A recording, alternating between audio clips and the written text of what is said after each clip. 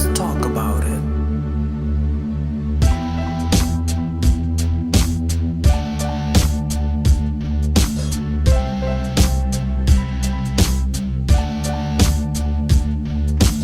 Real truth and power.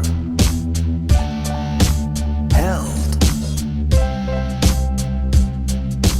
Wealth.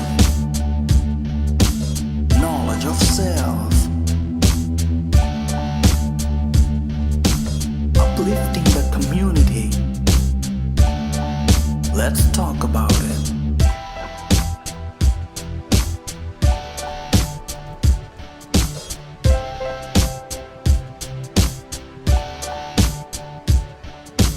Real truth and power. Health. Wealth. Knowledge of self. Uplifting the community. Let's talk about it. Peace and blessings, family. Peace and blessings. Brother Everett here. You know we got another powerful show.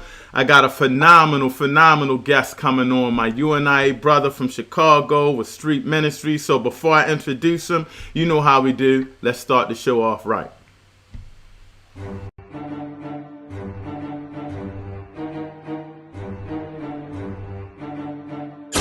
You are now tuned in to Real Truth and Power, the show that uplifts the community with health, wealth, and knowledge of self. Here's your host, Everett Winchester.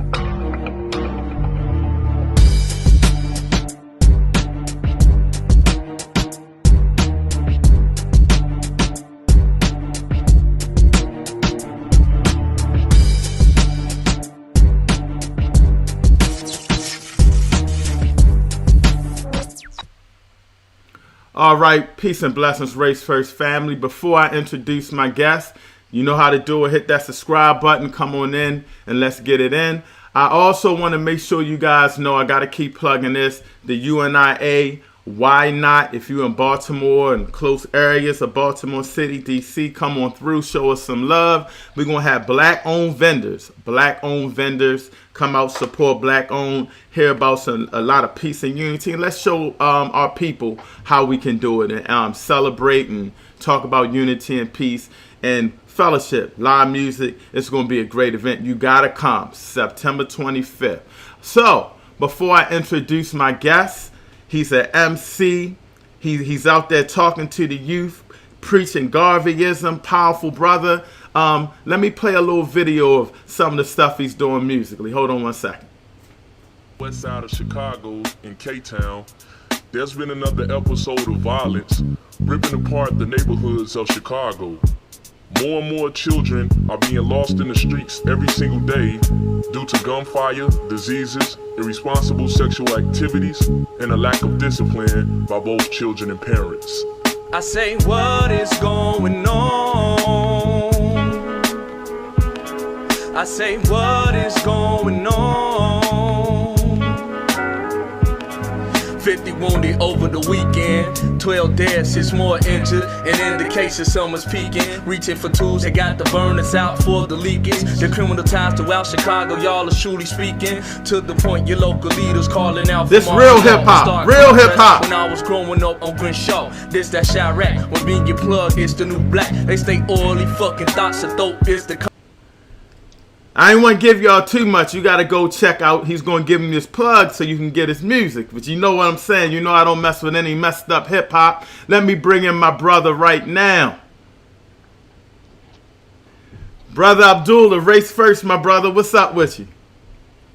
What's going on, brother Everett? Race First, you as well, my brother. Brother, I was about to just forget you was on and just rock that video. You know what I'm saying? That you got some nice jams, man. Real talk. You know I'll be following you. You got some nice jams. So before we get into Race First, UNIA, what you doing in the community, just talk a little bit about what's going on with your music, how you got started, what inspires you. First and foremost, my name is Abdullah, born and raised Chicago, military veteran. Did 9 years in the United States Army, served 4 combat tours of both Iraq and Afghanistan. As far as me being a hip-hop MC, I've been writing rhymes since 1998 when I was about 14.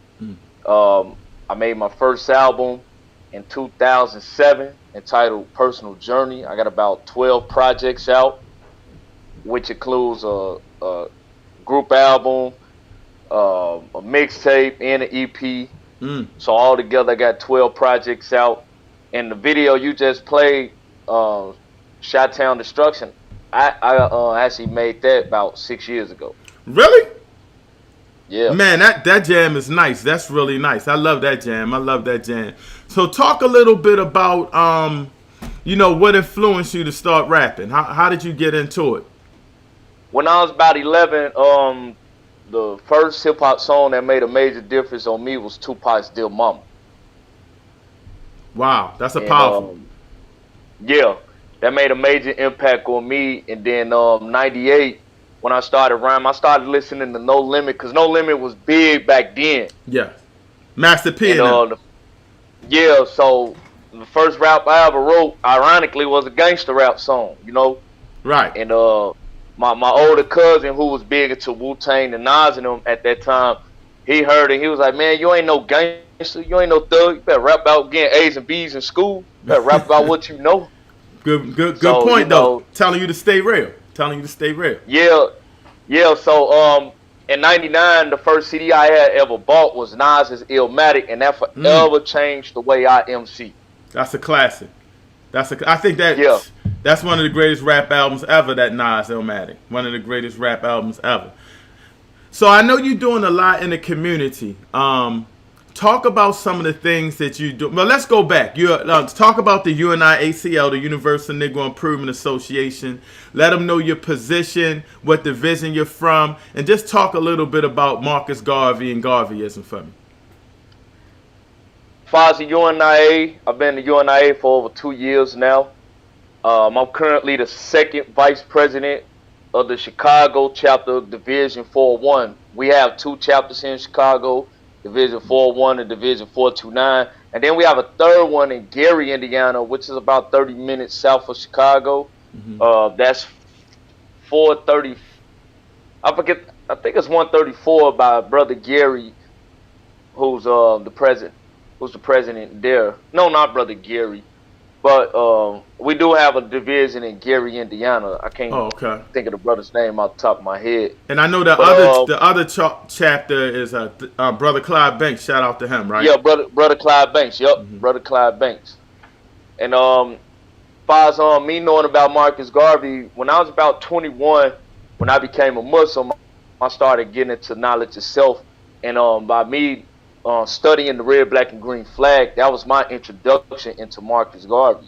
And later, when I started learning about Malcolm and Malcolm's beginnings and upbringing, it made me want to learn more about the Honorable Marcus Messiah Garvey. Because many people, for those of you who don't know, one of the major reasons why Malcolm was the way that he was because he was born into Garveyism. Preach, brother.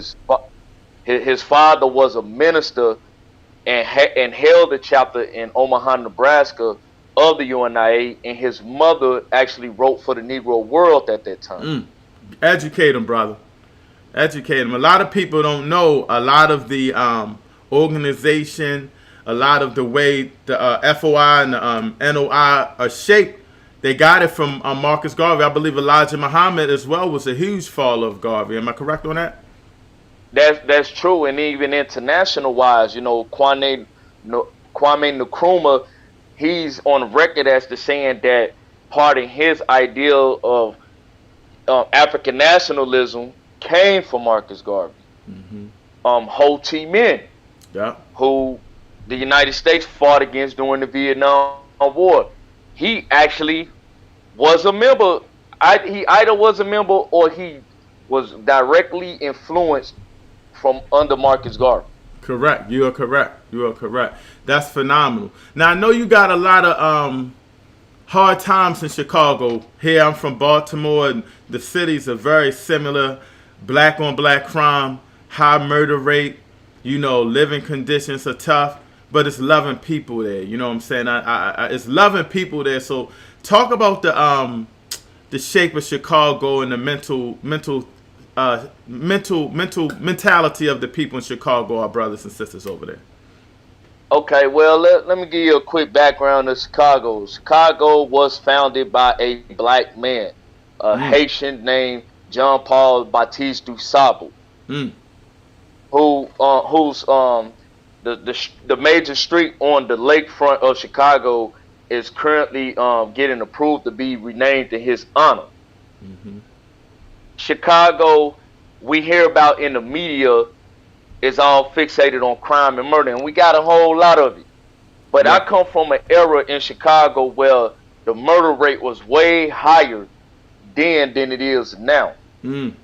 The only difference is that it's more publicized through the media, and it's spread it across all over the city, as opposed to back in the 70s, 80s, and 90s. Facts. It was fixated mainly in the projects before they tore it down. Facts. But the landscape of Chicago is an absolute beautiful one. I mean, Chicago, for one, is a conscious city. You got the Nation of Islam headquarters here. You have a strong Moorish Science Temple of America presence here. Fred Hampton's son, Fred Hampton Jr., is located here in Chicago as well. Yes. And so we also have, boots on the ground from our brothers and sisters in New Era Chicago. Many of them are Garveyites as well, that are doing community work, and we work alongside with them, myself included. One aspect of the groundwork I like doing with them is the Streets is Watching community patrols, because it reminds me of the things I did in the military, and plus getting active and getting out in the streets and actually speaking to the people in the community. That to me is the most important factor of what we do, because we get a first-hand knowledge as to what's actually happening in the community, while also patronizing black-owned businesses, whether it's small businesses or big businesses, and also just showing that peace, love, and unity to our people. So Chicago is a great city. It's just that people are so fixated on the murder and the crime portion of it that they don't give Chicago its just due. But it's a lot of great brothers and sisters here. I say. You gave us a lot of information there that was really, really powerful. How do you go about, and this can help even our members in our division, how do you guys, I love Chicago. I told you when I first saw y'all on the HEC, we got to hook up, Brother Marua. Shout out to President Marua. I was like, I like how they carrying it. Talk a little bit about the challenges you guys face and how you go about teaching Garveyism to the youth, and especially getting it out there, because from what I understand, your division is growing pretty fast. Yeah, our division is one of the fastest growing, and I believe is one of the largest divisions throughout the whole entire UNIA. But just like any other division, we face our own similar challenges. One challenge we face, and I'm pretty sure you face this in Baltimore as well, Brother Everett, is the mindset of how our people are in 2021. Yeah. I just said this the other day in our study session. I said the mindset of our people is they are fully assimilated into this integration type of America, to where they want to be on a kumbaya type of ordeal with other races of people. And so to me, that's the biggest challenge we face out here, is not only telling people to do for self, but literally showing people how a do for self philosophy, as the Honorable Marcus Messiah Garvey has taught us, how to implement a do for self philosophy and to make it practical and to make it work. That's the hardest challenge we face out here, and so that kind of stunts membership a little bit. And another thing is, you have to keep in mind is that just because someone signs up into the UNIA, it doesn't mean that everyone's going to do the work. That's right. You may have 100 people in your division, but you're going to see maybe 10 people at the most doing the most work within that division. That's so right. Those are two major challenges I see from a insider outsider's point of view. The inside of it is us having more of our members come to meetings, come to study groups, and having more of an active and involved presence in the community. And the outside portion is changing the mentality of our people and showing them what a race first philosophy does in regards to do for self politically, socially, economically, educationally. These are all aspects that we have to be able to incorporate more within ourselves first, so that when the masses of our people are tired of dealing with the BS from this dominant society, they'll be ready to come to the fold and listen to the true sense of Garveyism. We just have to stay the course as Garveyites to ensure that we are perfectly aligned to lead our people in the right direction. That's right, man. That was powerful what you just said. That was powerful. Brother Roz, I believe from Atlanta, former president from Atlanta, he always told me, he used to say it was 3 type of Garveyites: paying dues member, non-paying dues members, and actual Garveyites out there doing the work. So like I said, like you said, you're gonna have a lot of people that want to learn here, there, but when you got your strong force, you just keep pushing with who you got. So that's awesome, and I know y'all got a strong team out there. Yeah, well, what made me become a Garveyite was I never sought to be in the UNIA. Brother Marua just seen me out in the community doing the work already, whether it was through my music or actually out there boots on the ground, doing streets just watching patrols and cleaning up the neighborhoods and actually doing food drives and also patronizing black businesses. So I was already doing the work prior to officially becoming in the organization. It's just that I just hadn't made it official yet. Right. A couple years ago on Malcolm X's birthday, I performed at the mass meeting, and Brother Maru was like, "Come on, man, it's time for you to come home." And I'm like, "All right, let's get it." Now, I don't know if he's still on here, Brother Michael Harrigan. We are having our division. We're going to have another transfer of our division in Nigeria. So shout out to the Barker Clark coming to Nigeria. You're going to be performing via stream. Right. Talk a little bit about that, because that's going to be exciting. Because now you're hitting different continents, and you're hitting the motherland to get some fans as well. Hey man, like I performed last night, and right before I performed, I had told a big homie of mine about it, and he actually introduced that to the crowd last night. Wow. And I'm glad that he did it, because I could tell that he was just very proud of me. To me, brother, I look at it like this: out of everything I've ever done, to finally perform for the motherland, and I pray to Allah that I get a chance to perform in the motherland one day. It's gonna happen. To actually have that happen to me, it has been the result of all the work I've been doing all these years to finally have the opportunity to perform for the motherland. It's a dream come true, and I'm just truly honored at the opportunity. This is why I do it for. I've been doing quality-based hip-hop on a conscious level for about at least 17 years, and I don't do it without Africa. Right. I don't do it without learning who I was at age 18, learning that my father's side of my family came from Ghana. Oh wow. I don't do this without always paying homage to the motherland, despite the fact I get all this negative pushback from it. So to finally be able to perform at this event for our fellow brothers and sisters in Nigeria, it's an honor. Yeah, that's going to be powerful, man. Powerful. So shout out to President Caesar who making it happen. Brother Michael Harry, and a lot of people that's trying to, just push our UNIA to a next level. So I really appreciate it. They got a strong team over there. So that's what's up. I know you're busy. I don't want to hold you on too long. But talk about, as far as hip-hop, I got to ask you a couple questions about hip-hop. I'm really into hip-hop. I used to MC back in the day. To try to make it. I'm old school now, though. But, I always get into these heated debates. So I'm going to put you on the spot with a couple of heavy questions. All right? Okay. Kanye West album, the new one. What do you think about it? It's solid to me. I listened to the whole thing once. I'm going to listen to it again. It's solid. To me, it's not his best work, but it's not his worst neither. I give it about a 7. I agree with you. I don't think it was worth the wait, but it's Kanye. You know what I'm saying? He ain't never gonna come out with trash or anything. It was just nothing that he didn't take it to the next level on this one. But it's not garbage. I agree with you entirely. Now, did you hear Drake's new album?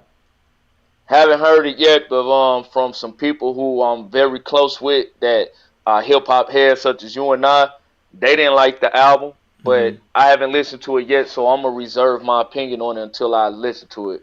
What I like to do, Brother Everett, is I don't like to listen to albums when they first come out. I like to wait until the buzz die down after about a week, then listen to it and give my opinion on it from there. That's good because sometimes, when you really pumped up, it lets you want to just be in a mindful to just evaluate it. I like that idea. So who are some of the rappers? I know you said Illmatic, but who are some of the rappers like I don't know how it is now because we're a little different in age, but when I was coming up, we had trendsetters. So I had Guru from Gangstar. Back then it wasn't Common Sense. It was Common Sense. It wasn't Common. It was Common Sense. Yeah. KRS-One, Rakim, all those guys. So give me a lot of people. I wanted to understand your hip hop. I know you mentioned Nas. Tell me some people that influenced you besides Nas that we would get a good feel for who Abdullah Shabazz is. Every last one of those artists you just named, I've been heavily influenced by them. Gangstar is my favorite hip hop group of all time. Stop. That's they mine too. DJ Premier is my favorite producer, followed by P Rock. So and Jay Dilla. That's my 1, 2, 3 in that order. Primo, P Rock, Jay Dilla. In that order. Guru, rest in peace to him. I listen to Gangstar albums at least once a month. Wow. Yeah, I love Primo and I love Gangstar. They really inspired me. Yeah, but I met Common once when I was a teenager. I met him. I'm trying to remember which album. It was Like Water for Chocolate. I'll never forget. It was back in 2000. That's when I met him. That was a tight album. To me, that's his best album. Mm-hmm. I met him. Rakim, KRS, Pop, Biggie, Jay-Z, the old Jay-Z. I'm talking about Reasonable Doubt to Black Album Jay-Z. Who else? Outkast, of course, as a group. Tribe as a group. Mobb Deep. I gotta give a big shout out to Lauryn Hill from the Fugees. My goodness. I've listened to the score so many times, and I get so amazed at how lyrically talented as well as vocals. I mean, for her singing ability, how truly amazing she was. And other MCs such as Redman, Ice Cube. That song LL, with Big Daddy Kane. Not to cut you off, I'm sorry. That song on that new Nas album, I can't stop listening to it. Like when I play with Lauryn Hill, I just keep playing it over like for an hour. I'd be like, I gotta go to something else. Just because just her energy, what she's saying, her delivery, and it's her. Like she's kind of like, I don't want to say goddess, but you hearing Lauryn Hill, you don't hear a lot rapping. So man, I didn't even think of Lauryn Hill. Phenomenal. Yeah, and shout out to Nas for that King's Disease 2 album. My brother told me listen to it. I did the same thing. Waited about a week. I kind of wish I didn't wait about a week for that one. What you like better, the first one or the second Kings? The second one way better. You like it. I think the second one is like more. It might be more lyrically deeper to me. I don't know. I like the first one though. They both nice. The first one, it was kind of mid to me. I feel you. The second one, I agree, is more lyrically in depth, and I think production wise, Hit Boy, made it better. Hit Boy, he's dominating on this one, yeah. Before I let you go, because I know I don't want to hold you up, talk a little bit about Street Ministry, your channel and everything like that. I got a commentary channel on YouTube called The Real Street Ministry by Abdullah. It was basically started with me just going live on Facebook, and then a sister came to me one day. She was like, you need to, the things that you speak about and what you represent, you need to put that out there to the masses because our people need to hear it. And then one of my mentors on the hip hop scene, he was like, "Man, bro, you speaking that real street ministry," and so that's how the name came up with. And to me, the commentary is just a deeper analysis into who I am as a person and what I represent in my music. And so I touch on a wide range of topics. I get vulgar at times. I ain't gonna lie. You gotta be sometime. You gotta. Yeah, I mean, I go in, I go ham, but I touch on a wide range of topics. I just put one out early this morning, and me and my cousin, we actually had a sit down where we speaking on interracial relationships and giving a perspective on it. Even though both of us we aren't in an interracial relationship, because my motto is always gonna be race first, and I'm never gonna choose the black woman over anybody else. But I do certain videos on race first philosophy. I got certain videos called "Race First is My Religion," State of Union address from a race first perspective. I did that early this year after the DC riots. Dang. And also I pay homage to MLK, the real MLK. The one that was talking reparations, not this "I have a dream" MLK. That's right. I got one on Malcolm. I speak about relationships. I speak about how these gender wars between brothers and sisters is more of a detriment rather than a solution, and how we have to bring back the family structure. And then I go into a little bit of red pill content, but my red pill content is emphasize on brothers being better for themselves so that we can be the leaders that we know we're supposed to be. And I do have videos where I'm critical of both brothers and sisters, but I do it out of kind concern and love, because I know we can do better for ourselves. Shay. Before I let you go, every time I always try to have a guest just give us something powerful that our viewers can take with them. Just a message that's on your mind. It could be anything. It's just what you think we need to do as a people, whatever. Just drop some gems on our people real quick. For our people, it's simple. First and foremost, love and respect yourself. When you love and respect yourself, you can trickle that down for the love and respect of your family. When you love and respect your family, you can have a deep kindness and appreciation for your people. And once you trickle that down to your people, then interact and communicate with other segments of our people, not just in your neighborhood or your block or here in America. We are a proud and powerful people. We expand all over this planet, and we have to recognize our value and our worth. And as long as you have that love and respect for yourself, you recognize the true power within you, spread that amongst your family, your community, your people, the people within your nation, and the people outside of your nation. Because at the end of the day, Garveyism teaches us that united we stand. We're the most powerful entity on this planet. Even our enemies have to recognize that, because they know the true value of our work. It is up to us, especially now, to not only identify our worth, but also put into practice and existence the essence of what our worth really is. And that's pretty much all I got to say, Brother Everett. Brother Abdullah, you my guy. I love you, my brother. Whatever you need, Baltimore got y'all back. We are there. And just thank you so much for just giving me some content, some positive content, and more importantly, some real hip-hop. We got to push you. So, once I go through, I always start promoting my podcast. So you're going to get a bunch of views later on this. And, I got you back. Whatever you need, just hit Bark and Clark. We got you. I appreciate it, Brother Everett. And, us here in Chicago, we definitely going to rock with y'all and be more, man. Whatever events we got going on, I'm going to make sure that I share that information with you guys. And you said something powerful before I go. I remember you said something powerful recently. And I think that's the reason why you and I connected. You said that it is time for us and other divisions to reach out to each other. That's right. And collaborate with each other. Because, in our own respective divisions, we got our own thing going on.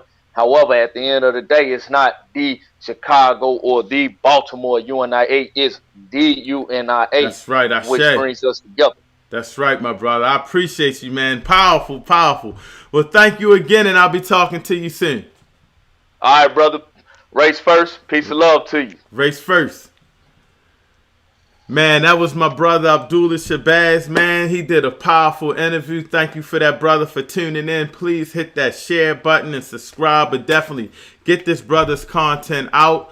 It was just a blessing to have him on. What else can I say? Just another powerful, powerful show. I want to thank you guys for tuning in.